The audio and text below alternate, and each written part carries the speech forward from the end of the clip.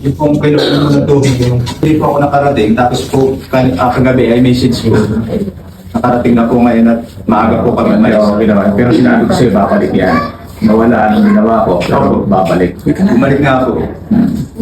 Pero mo yung kasama. Ay, hindi na po ito. Pero dati po yung malaki nung hindi mo po nakunan ng tubig.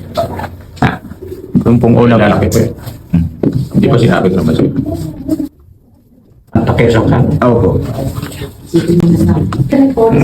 Schedule na. Sequel yan. Ano na rin? Ako yung magana dito sa kapalibot. Nako, Ano ba siya? Types. ito po. Meron ako ditong pasyente taga-kalungkit eh. Sa mandibular. Oo.